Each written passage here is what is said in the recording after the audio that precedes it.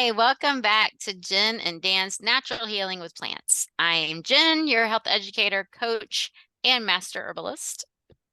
And I'm Dan, your exercise specialist and fellow master herbalist. Today we're diving into a crucial topic that affects us all, chemicals in our water. Yes, water is essential. Our bodies are made up of so much water, and we have to replenish that water from everything that we do throughout the day. Breathing, we're losing water. Exercising, we're losing water. Going to the bathroom, all these different processes in our body burn water. We don't even realize what's going on. And so we have to make sure that we're having plenty of really good, high quality, clean water. And unfortunately, most of the drinking water that we have is full of chemicals. Yes, it's very unfortunate, and it's another topic we have to look at if we're trying to get healthy, because we always talk about detoxification, but if your water's got toxins, Right. you Right. We're know? cleansing them out and sticking them back in there. Yep. Yeah. Yeah. Yeah. So let's talk about what's in the water. Like, I don't even think we even know what all is in the water. The biggest things are, if you use city water, I have a well, so I have a whole different set of chemicals in my water. But if you have city water, then they're treating your water and they're putting chemicals in there to treat the water, which is good. We don't want the harmful bacteria in there. But they're using things like fluoride and chlorine, and we don't want those in our bodies. Our bodies don't need those chemicals. And if you are familiar with chemistry, the weight of certain chemicals, chlorine and fluorine or fluoride, all of those, they interfere with iodine. They block your absorption of iodine, which is what you need for your thyroid. So people who, like me, have had thyroid conditions, you're familiar with the hormones T3 and T4, and that 3 and that 4 is the number of iodine molecules on that thyroid hormone. That's how important iodine is for the thyroid. So when we're drinking water that's full of fluoride, we're preventing our body from getting the iodine it needs for the thyroid. But then there's other chemicals in the water as well. Think about how many people flush things down their toilet that they shouldn't. They used to tell people to, flush old prescriptions in the toilet. Well, people do that. And so they're flushing their prescriptions. And then what are we doing in the water treatment plants to filter out those chemicals? We're unfortunately getting exposed to those chemicals in our drinking water. We're consuming prescription drugs that we didn't even know that we are consuming. That's a very scary fact because a lot of these drugs are, well, you talk about the cholesterol lowering drugs, blood pressure drugs, drugs for mental health problems, and they have no idea how that's going to affect us in the long term. We're getting micro doses of all these drugs, and they're not even prescribed to us. Right. Well, one of the things that was so eye-opening for me, I had radioactive iodine for my thyroid. Yes, I have big regrets for that. Yes, I wish I didn't do that.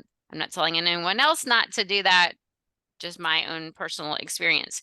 But when they first tested me to see if I could have radioactive iodine, they do this test to see how well you absorb the radiation.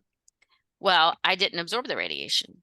And they said, this is weird. We've never had this happen before, but we can't give you the radioactive iodine treatment because it will pass right through you into the water supply. And we can't ethically do that. And I was like, wait, what?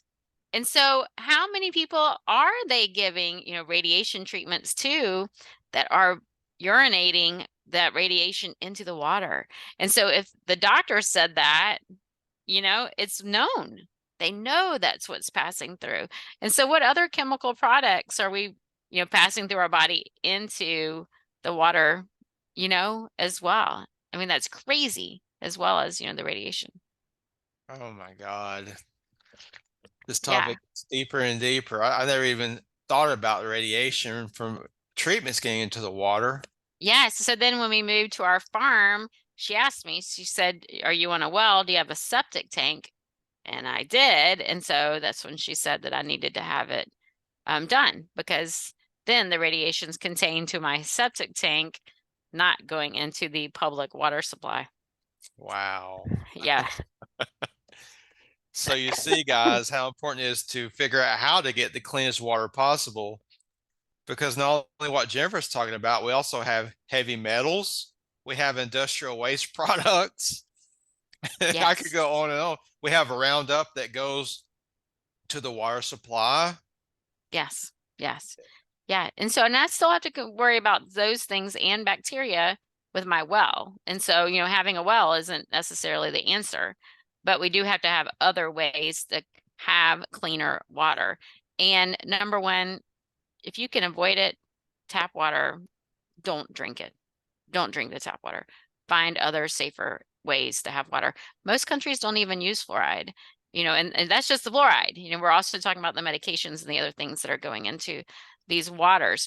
I've seen studies, and maybe you are more familiar than I am, Daniel, of like frogs that have been exposed to some of these chemicals in the water, and they find how it changes their sex organs and everything just from being exposed to um, the water from the water treatment plant. And so, and then we're drinking that, what is that doing to our bodies? But are you familiar with that? Or I've heard about that. The frogs, Mhm. they were having reproductive problems, and some of them were being born with male and female genitalia, and they were being born with other mutations. That is terrifying. Yeah, so it's really altering genetics there. Yeah. Yeah. Yeah. So I know here in my house, I use a water distiller.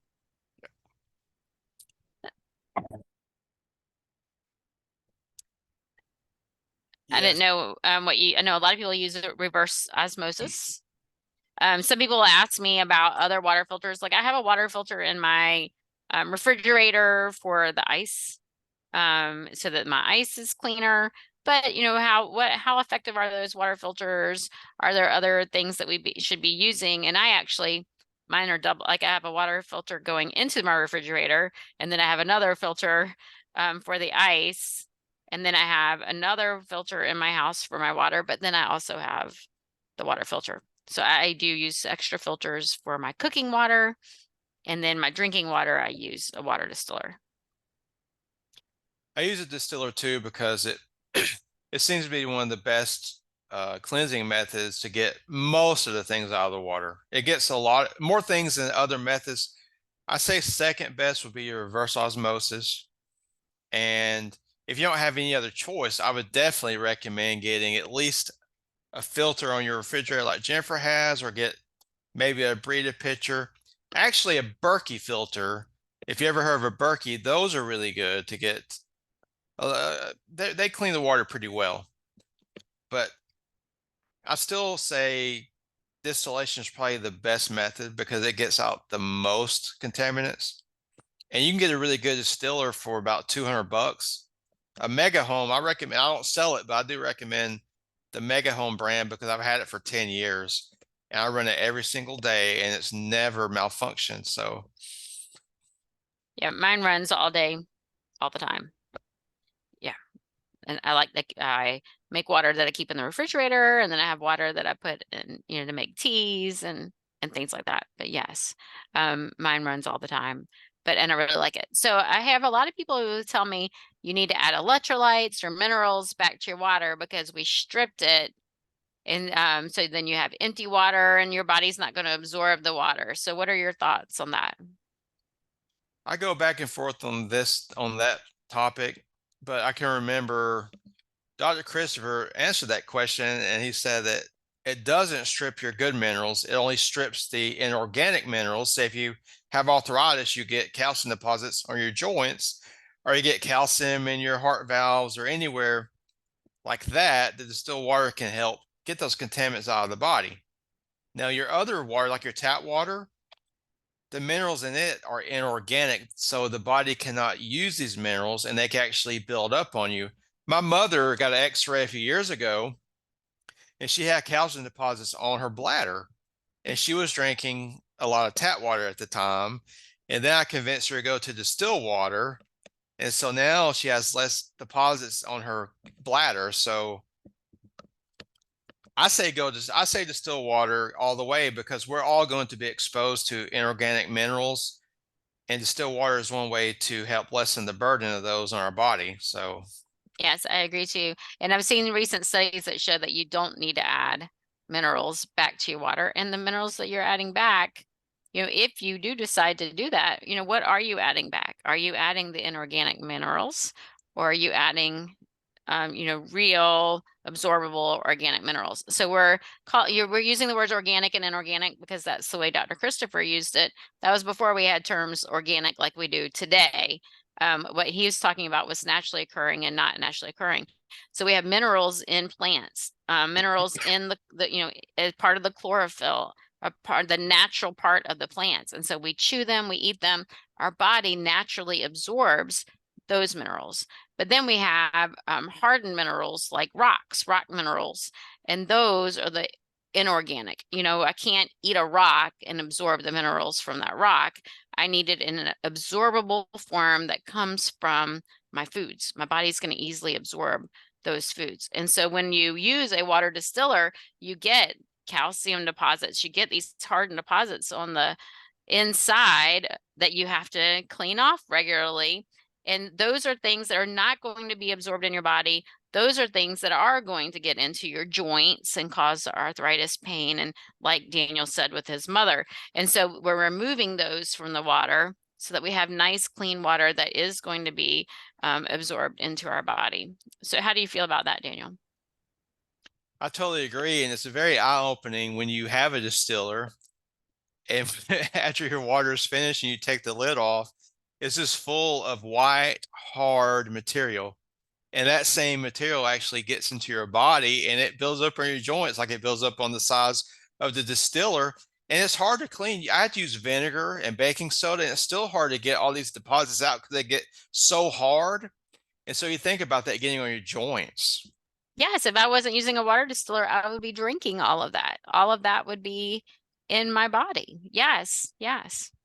Yeah, and so I have a family member who has had a long history of kidney stones, yearly kidney stones from 12 years old all the way through 10 years ago, and hasn't had any kidney stones in the last 10 years. Now, it's not just the water distiller. I think that it's other changes as well, but I definitely think that that has something to do with it. Definitely. You remember the story Dr. Christopher told? He was in a wheelchair. He had arthritis and he was trying all our routines that he taught us, but he couldn't get better. His arthritis had gotten so bad, he was in a wheelchair. And one day, some kid comes into his clinic and says, "Have you ever heard of distilled water?" And he's like, "No." And so the kid explains it to him. And then Dr. Christopher starts to drink the distilled water. And after a few months, he gets better. He can walk again and get out of the wheelchair. That's how powerful the distilled water is and how bad of an effect some of these inorganic minerals can have on the body. Yeah, huge effect. Yes. Yes. And so I strongly encourage anyone, number one, don't drink tap water. But even like my water distiller, not being on city, I do have hard water coming from my well, but I have the other filters. And so I'll put that other filtered water in my water distiller and I still get that buildup. Yeah, I think it's the only way you can really get it out of the water is to heat it up like the distiller does. Hmm. It evaporates and it goes into the air and then the water comes back. That's the Yeah. only way that I know to get rid of all those. And you can actually Google everything that a distiller can get rid of in your water, and it's pretty extensive. Yeah. Yeah. So, Yeah. I'm really happy with mine. I think that was a really good choice for me, um, buying the water distiller. yeah, and if look, if you can afford a distiller, and I don't like drinking out of, I don't recommend drinking out of plastic bottles, but you can get distilled water at Walmart if you can't afford a distiller right now, because it'd still be better to drink that, in my opinion, than tap water. Yes. So, I totally agree. Yeah. Yeah. And we hear so much about things like heavy metals and all those things too. And we just don't know what is in our water. And so being able to filter those out with a water distiller, yeah, is great. And that, I've heard that the reverse osmosis filters can take care of those as well. And hmm so I know that they're very effective too. But anything's better than tap water. yes, it Yeah. is. Yeah. Yeah. So I think that wraps up our talk on water. If you have questions about water, concerns, you don't like the way we presented this, or you have your own opinion on whether we should add minerals to our water, whether we should filter the water, about inorganic and organic minerals being absorbed into our body, we want to hear from you. We love to hear from you. We want to know what else we can share with you, because we are here. That's our passion and purpose, to serve you and provide information that is helpful for you. So thank you for joining us today, and join us again next week on our next episode.